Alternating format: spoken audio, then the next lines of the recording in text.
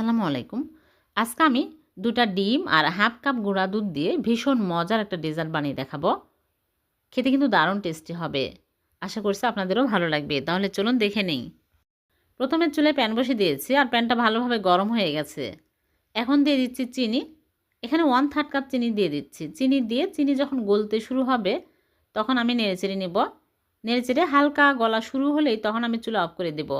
দিয়ে অনবরত নাড়তে থাকবো। যখন এরকম সুন্দর কালার হবে তখনই সাথে সাথে চুলা থেকে নামিয়ে নিতে হবে। নিয়ে একটা মোল্ড নিয়েছি, ছোট সাইজের মোল্ডে ঢেলে নিচ্ছি। নিয়ে আমি সাথে সাথে এরকম করে ছড়িয়ে দিব। দিয়ে এক সাইডে রেখে দিব ঠান্ডা হওয়ার জন্য। ঠান্ডা হতে থাকুক। আর এদিকে একটা বোলের মধ্যে নিয়ে নিচ্ছি ডিম। এখানে আমি নর্মাল তাপমাত্রায় থাকা 2টা ডিম ভেঙে নিচ্ছি। তারপরে এর মধ্যে দিয়ে দিচ্ছি স্বাদমতো লবণ। আর এখানে নিয়েছি চিনি 1/4 কাপ। এখন একটা হ্যান্ড উইক্স দিয়ে ভালো করে ফেটিয়ে নিব চিনি গলে আসা পর্যন্ত।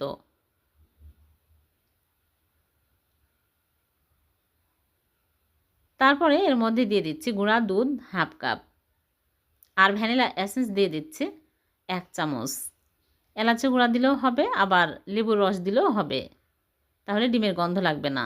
যে কোনো একটা দিতে পারবেন। এখন আমি এর মধ্যে পানি দিয়ে দিচ্ছি 1 কাপ, দিয়ে ভালো করে মিশিয়ে নেব।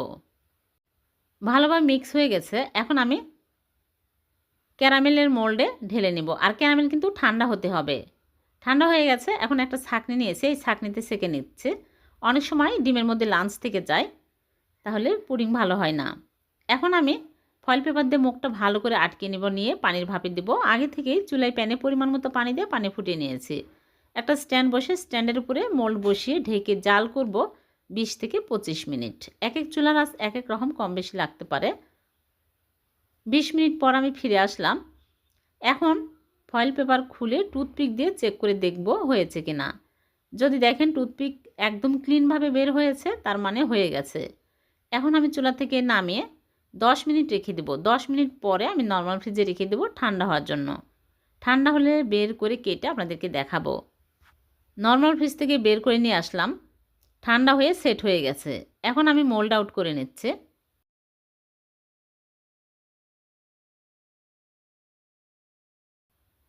খুব সহজে কিন্তু মোল্ড আউট হয়ে গেল ভীষণ মজার হাফ কাপ গুঁড়া দুধ আর 2টা ডিম দিয়ে পুডিং। এভাবে পুডিং বানিয়ে দেখবেন, খুবই মজার হয় আর খুবই সহজ, খেতে দারুণ টেস্টি হয়। আশা করছি আপনাদের কাছে খুবই ভালো লেগেছে। ভালো লাগলে লাইক কমেন্ট শেয়ার করতে ভুলবেন না। আর এরকম সহজ নতুন নতুন রেসিপি পেতে চ্যানেলটিকে সাবস্ক্রাইব করে চ্যানেলের সাথেই থাকবেন। আবারও দেখা হবে। আল্লাহ হাফেজ।